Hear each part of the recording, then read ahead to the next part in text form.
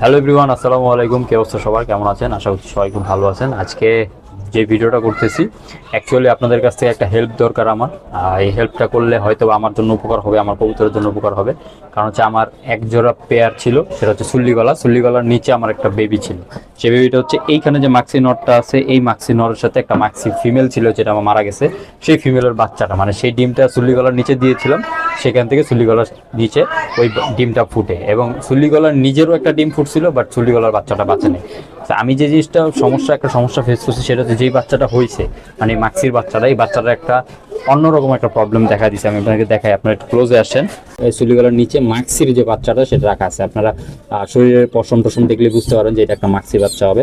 But এই বাচ্চাটা কিন্তু দেখতে কিন্তু একদম স্বাভাবিক লাগতেছে না। আপনারা যদি একটু ক্লোজ থেকে আইসা দেখেন, হ্যাঁ ক্লোজ থেকে দেখেন যে ওর মাথার যে গঠনটা, এটা কোনো স্বাভাবিক কবুতরের মতো না। লাইক ধরেন দেখতে একটু এলিয়েনের মতো লাগতেছে, একদম এলিয়েন কবুতর লাগতেছে ওরা দেখতে। হ্যাঁ, খুবই স্বাভাবিক না।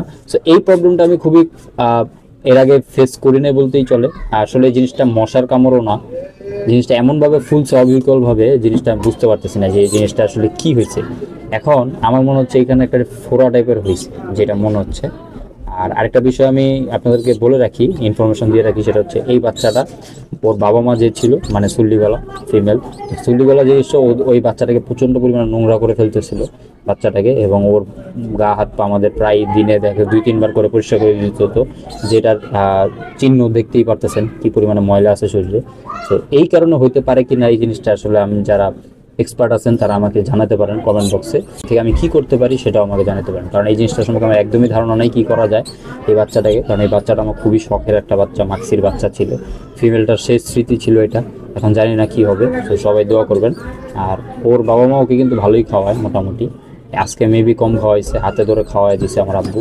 তো যে কারণে বাচ্চাটাকে আর ধরবো না, ওকে রাইখা দিই। আসেন।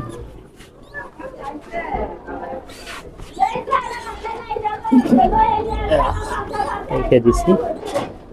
সো এই প্রবলেমটা আসলে নতুন ফেস করছি, যে কারণে আপনাদের সাথে শেয়ার করলাম আর কি। আর আমাদের যে পেয়ারটা, যেটা হচ্ছে অতিথি কবুতর ছিল, যেটা বাসায় রেখে দিছি বলছিলাম, সেই পেয়ারটা কিন্তু আজকে নতুন ডিম পারছে। সো ওরা নতুন ডিম পারছে, এখানে অ্যাডজাস্ট হইতেছে। আর ওদেরকে আমি যে জিনিসটা করতে চাইছিলাম যে বাইরে ছেড়ে দিব, এখানে ডিম বাচ্চা করবে, বাট কেন জানি মনে হলো একটা খাঁচা যেহেতু খালি, সো সেইখানেই পেয়ার করে দিই। সেইখানেই পেয়ার করা ছিল, ওরা দুজন যেহেতু আগে থেকে পেয়ার ছিল, সেইখানে আবার পেয়ার করে রাখা হয়েছে। এখন কি হচ্ছে, ওরা এখানে ডিম দিচ্ছে এবং এখানে বাচ্চা করবে। আর যখন বিকাল হচ্ছে তখন আমরা এটা খুলে দিই, ওরা বের হয়ে ঘুরে ফিরে খাওয়া দাওয়া করে আবার ভিতরে ঢুকে যায় ডিম বাচ্চা করে। আর এইখানে যে মাক্সি পেয়ার দেওয়া হয়েছিল নতুন, মাক্সির সাথে সবজি মাদি, এই পেয়ারটা কিন্তু 2টা ডিমই পারছে আলহামদুলিল্লাহ। তো ওদের ওদের ফিডব্যাক কয়েকদিন পরেই বোঝা যাবে, কারণ ওদের মোল্টিং খুব একটা হয় নাই।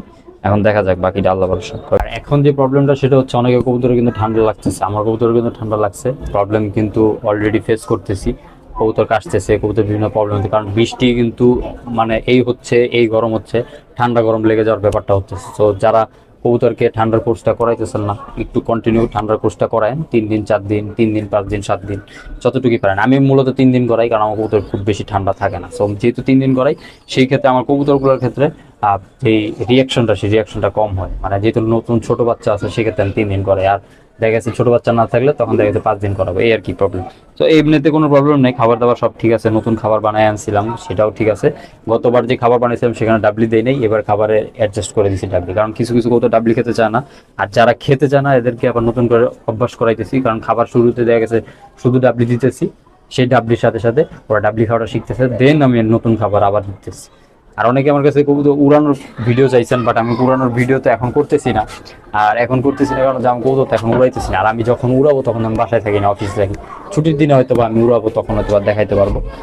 আর এখানে যে জিনিসটা সেটা হচ্ছে, এই কবুতরগুলার আসলে অ্যাকচুয়াল জাতটা কি, গিরিবাজ নাকি হচ্ছে অন্য কোনো ব্লাডের, এই জিনিসটা বুঝতেই পারতেছি না। মানে কবুতরটার ছাপটা এমন দেখা গেছে যে মেলটাকে দেখা যায় পাকিস্তানি কবুতরের মতো, ফিমেলটা সেটা দেখা যায় গোল্লার মতো। আমি ফিমেলটা দেখাই, এই যে ফিমেলটা কিন্তু একদম মানে দেশি গিরিবাজ যেগুলার বলে, একদম পিওর গোল্লার মতো। হ্যাঁ, গোল্লার মতো দেখতে, কিন্তু চোখ হচ্ছে লাল। এই যে এটা হচ্ছে ফিমেল চুইঠাল, এই যে ফিমেল। আর মেলটারা দেখাই, মেলটারা একদম দেখা যায় পাকিস্তানের মতো। পাকিস্তানি আপনার যে টেডি কবুতরগুলো ছিল, টেডি কবুতরের মতো দেখা যায়। এবং আমি আশা করি যে এই পেয়ারের বাচ্চা খুব ভালো ফ্লাই করবে। কি হচ্ছে মেলটা দেখছেন, পাকিস্তানের মতো লাগে, টেডি কামাকার যে কৌতুকগুলো আছে ওরকম লাগছে দেখতে। এখানে তো যাই হোক, এই ছিল আজকে ভিডিও, ছোট্ট একটা ভিডিও। আশা করছি আপনারা আমাকে পর্যাপ্ত হেল্পটা করবেন। সবাই ভালো থাকেন, সুস্থ থাকেন। আজকের মতো ভিডিও শেষ করছি। আসসালামু আলাইকুম।